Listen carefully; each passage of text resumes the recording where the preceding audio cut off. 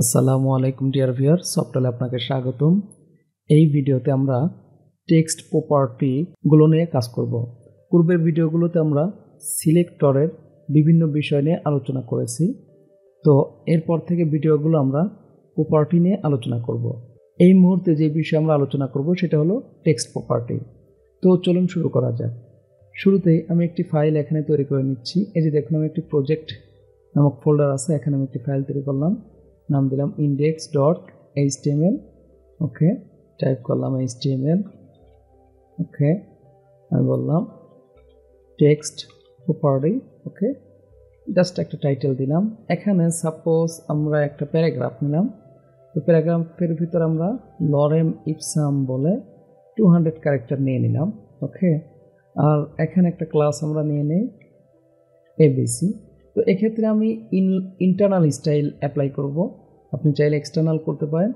তো এক্সটার্নালি মূলত professional use হয়ে থাকে, তো আমি আপাতত ইন্টারনালি করতে চাচ্ছি। স্টাইল, এই ভিডিওর মূল উদ্দেশ্য হচ্ছে প্রপার্টি শেখা, যে প্রপার্টিগুলো জানা থাকলে আমরা ইজিলি প্রয়োজনের সময় স্টাইল করতে পারবো। তো শুরুতেই আমাদের ক্লাসটি, আমি যে এবিসি নামে একটি ক্লাস দিয়েছি, আপনি যে কোনো নাম দিতে পারেন, জাস্ট বোঝার স্বার্থে আমি এই নামটা দিয়েছি। আমি নিলাম .abc। ওকে, সেকেন্ড ব্র্যাকেট। যেই প্রপার্টিটা আমি শুরুতেই নিতে চাচ্ছি সেটা হলো টেক্সট ডেকোরেশন।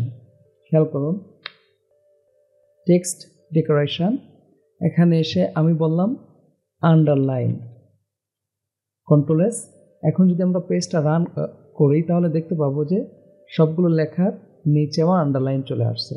এই যে খেয়াল করুন, সবগুলো লেখার নিচে আমার কি আসছে? আন্ডারলাইন আসছে। তো এই জায়গায় আমরা আরও কিছু প্রপার্টি ইউজ করতে পারি, যেমন ওভারলাইন। এক্ষেত্রে কি হবে, আমাদের আন্ডারলাইনটি নিচে না হয় এই লাইনটি উপরে যাবে। এই যে দেখুন, উপরে চলে আসছে।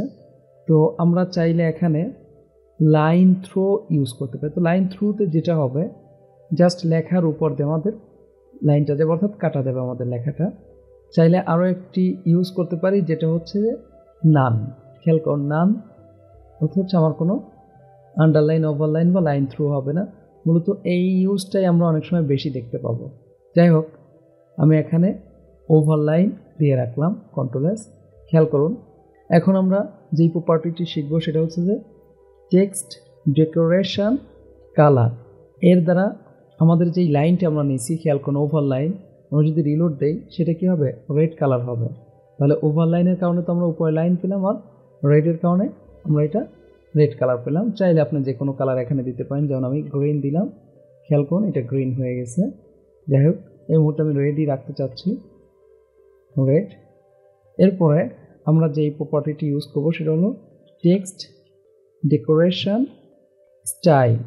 তো এটার কাজ হলো, আমার এই যে লাইনটি আমরা নিয়েছি, খেয়াল করুন এই লাইনটা কি ধরনের হবে, ডট হবে না ড্যাশ হবে, সেই বিষয়গুলো। যেমন এখানে আমরা ইউজ করতে পারি ডটেড, কন্ট্রোল এস। খেয়াল করুন, আমি যদি রিলোড দিই, এই যে আমার কিন্তু ডট আসছে, ডট ডট। এই যে আমি একটু জুম করেছি, খেয়াল করুন। তো আমরা চাইলে এটাকে এখানে নিতে পারি ড্যাশড। খেয়াল করুন, এখন কিন্তু ড্যাশড হয়েছে। আমরা এখানে চাইলে নিতে পারি ডাবল। তখন কি হবে, আমাদের ওভারলাইনটি ডাবল হয়ে যাবে। ওয়েভি, খেয়াল করুন, এই যে দেখুন, তো ওয়েভি হয়েছে। তো এক্ষেত্রে আমার মনে হয় আন্ডারলাইনটাই বেশি সুন্দর লাগবে দেখতে। এই যে দেখুন, লাইনের নিচে কি হয়েছে, এই যে আমার ওয়েভি আসছে। আমরা এখানে নিতে পারি সলিড। মূলত এটা হচ্ছে ডিফল্ট। খেয়াল করুন, এই যে সলিড। মজার জিনিস হচ্ছে যে এই তিনটা লাইনকে আমরা এক লাইনে অ্যাপ্লাই করতে পারি। তার জন্য আমাদের লিখতে হবে টেক্সট ডেকোরেশন, এ পর্যন্তই। এরপরে আমরা বলবো, উপরে যেহেতু আছে আমার আন্ডারলাইন নিলাম, তারপরে আমরা কালার কি দিছি, রেড। তবে কালারটা পরে হবে।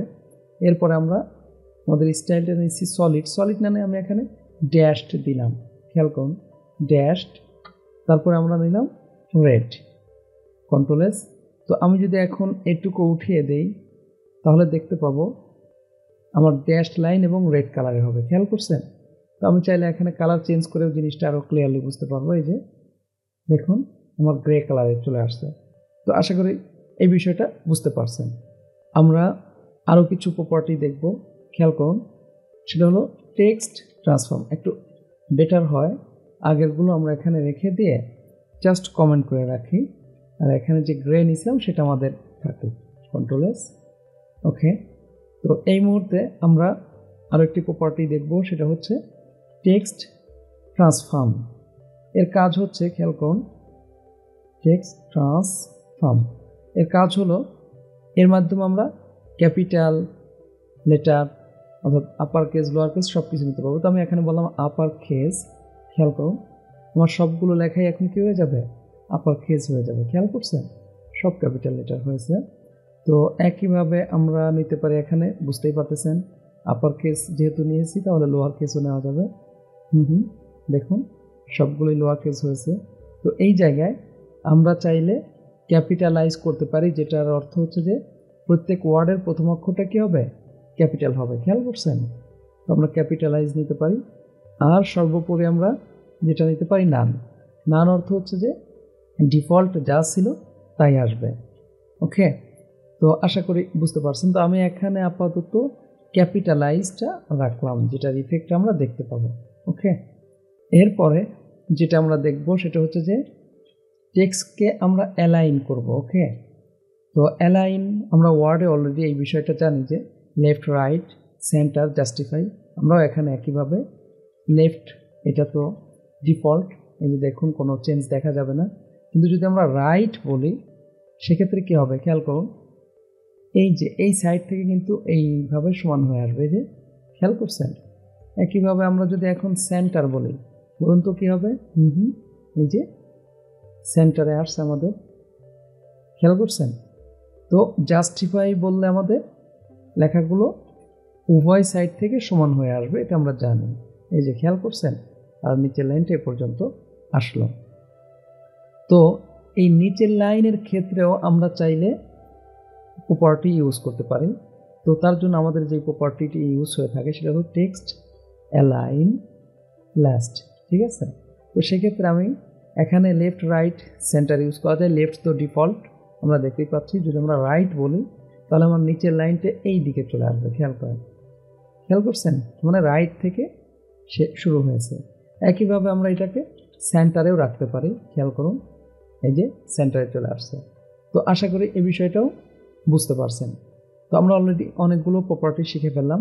মূলত প্রপার্টিগুলো আমরা শিখব, প্রয়োজনে আমাদের খাতায় নোট করে রাখবো, এবং যেই ভ্যালুগুলো এক একটার এক এক রকম ভ্যালু আমরা দেখতে পেলাম, সেই ভ্যালুগুলো আমরা পাশে এইভাবে লিখে রাখবো। যেমন আমি এখানে বললাম ক্যাপিটালাইজ। ওকে, ক্যাপিটালাইজ, তারপরে আমরা জানি আপার কেস, লোয়ার কেস।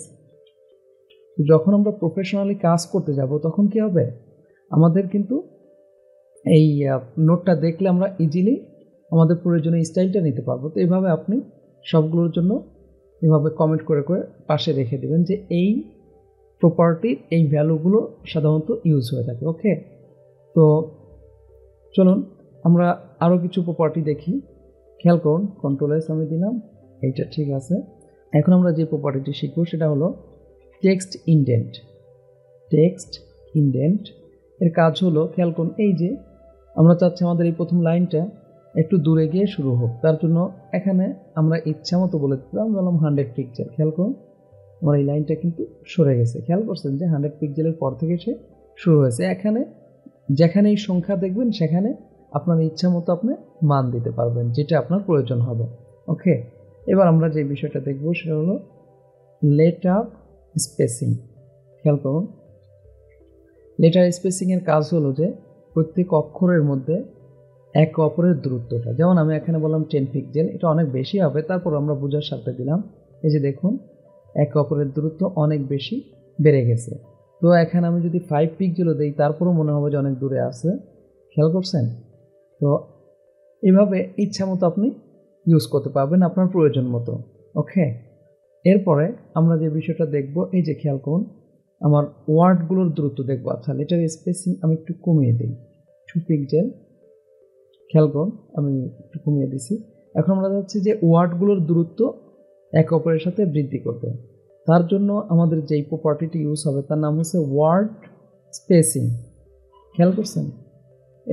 এক্ষেত্রে আপনি আপনার ইচ্ছা মতো দিতে পারেন।